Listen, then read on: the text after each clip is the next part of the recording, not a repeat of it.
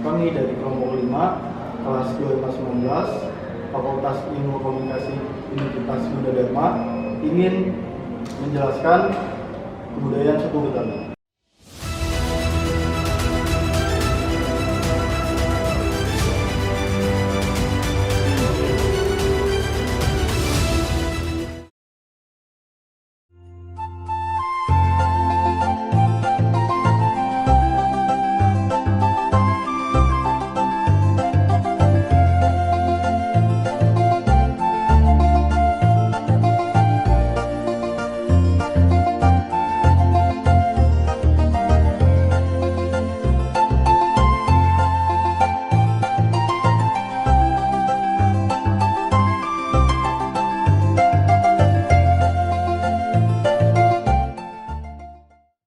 Kami ingin mewawancarai salah satu narasumber di sini, yaitu Pak Jaka.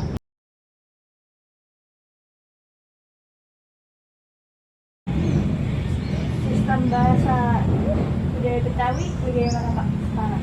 Iya. Dialeknya itu. Oke, untuk bahasa kalau kita kenal sekarang itu Betawi itu ada 3. Kita bagi menjadi 3 zona. Ada zona pesisir yang di pantai sana, ada zona tengah yang di kota. Kalau sekarang kita bisa sebut yang ada Monasnya, sekitar situ. Juga yang di pinggir. Sekarang kita ada di Jakarta Selatan ini, itu bisa disebut sebagai Jakarta Pinggir. Nah, masing-masing wilayah itu mempunyai dialek sendiri-sendiri, bagaimana pengucapannya, ada kata-kata yang berbeda, dan itu hasil daripada alkulturasi beberapa budaya yang ada di tempat itu. Jadi kalau di pesisir lebih banyak menggunakan atau pengucapan bahasanya itu intinya adalah Melayu, tapi dialeknya yang berbeda. Jadi kayak ada beberapa bagian yang mereka terpengaruh dengan dialek-dialek yang ada di Nusantara. Di beberapa daerah penggunaan kata atau huruf A dengan huruf E dalam kata yang sama. Jadi ada yang apa, ada yang AP. Jadi bahasa kita nggak bisa bilang orang Betawi itu selalu pakai itu, enggak juga. Orang Betawi itu pakai A, enggak juga. Dia menggunakan juga A, juga menggunakan E. Bagaimana sistem pengetahuan budaya Betawi Pak? Sistem pengetahuan sama seperti umumnya ya, bahwasanya pengetahuan di Betawi ini juga mengikuti perkembangan zaman. Jadi kalau dulu disebutnya tradisional, sekarang kalau katanya modern, kita ikutan modern juga.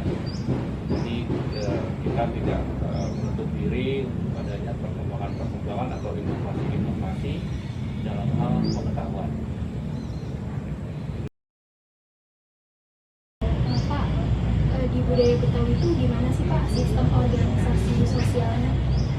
Ya, memang Betawi itu salah satu suku atau kaum yang sangat erat kekerabatannya. Jadi kita kenal itu sampai 7 ke atas, 7 turunan ke atas atau ke bawah. Jadi untuk kekeluargaan atau sosialnya itu mereka sangat erat dalam hal melaksanakan satu kegiatan. Mereka selalu bergotong royong, walaupun sekarang hampir tidak terlihat gitu. Tapi bukan berarti bahwasanya mereka itu terpisah. Buktinya apa? Salah satu yang bisa kita buktikan atau saya bisa buktikan adalah di Museum Betawi itu ada satu golok besar. Golok beratnya kurang lebih 200 kg dan panjangnya sampai 4 meter. Nah, golok itu disebut dengan golok Sirajut. Kegiatan dan teknologi budaya Betawi itu bagaimana? Ya, sama seperti tadi yang pengetahuan, kita juga mengikuti teknologi. Jadi kalau dulu kita cari air itu dengan nimba bahasanya. Awalnya nimba itu cuma ada satu tempat untuk mengambil air dari sumur. Nah, ada kemajuan kita menggunakan katrol. Jadi katrol, terus ada kemajuan lagi menggunakan pompa. Kalau dulu kerennya itu ada pompa dragon. padahal itu nama mereknya Dragor gitu.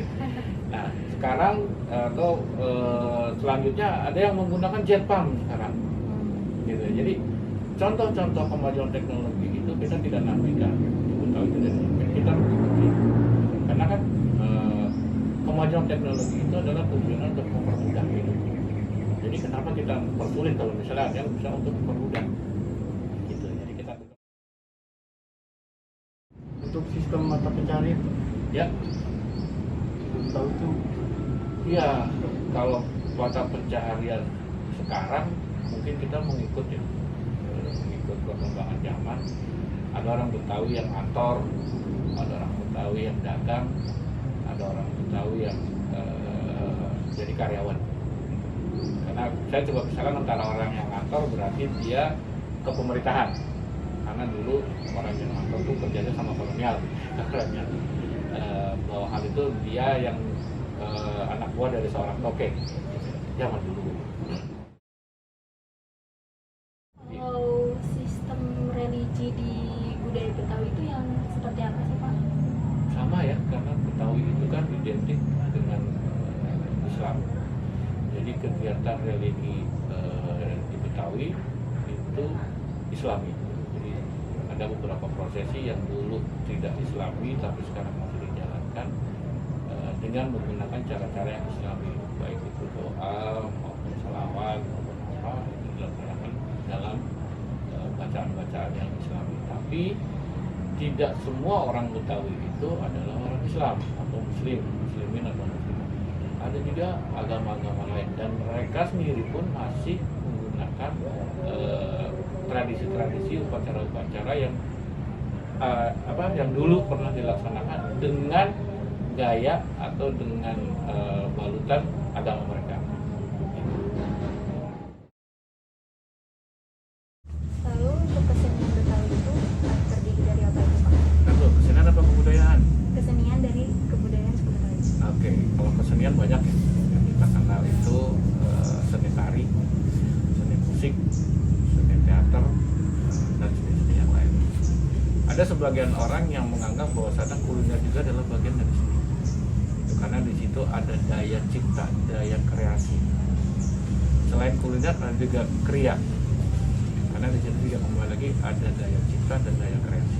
Jadi kalau dulu kita membuat yang paling gampang adalah ketupat misalnya, yang bentuknya segi empat atau agak melimas gitu. Nah sekarang ada beberapa yang dia bentuknya agak dimodernisasi, dibuat lebih menarik. Jadi seni selain kepada seni-seni yang tadi awal musik, tari dan teater, itu juga masih banyak seni-seni yang lain.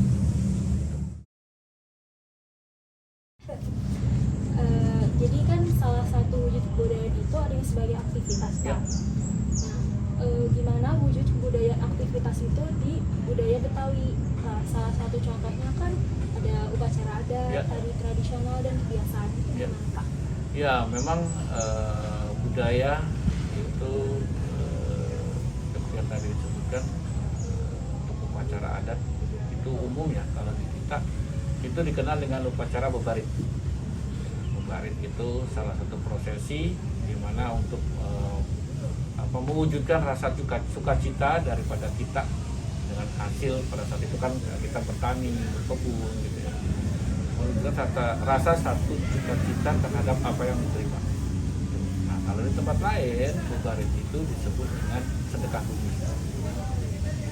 Sekian dari kelompok kami dan terima kasih kepada Bapak Jaka yang sudah memberikan informasi tentang kebudayaan Betawi. Kurang lebihnya mohon maaf. Assalamualaikum warahmatullahi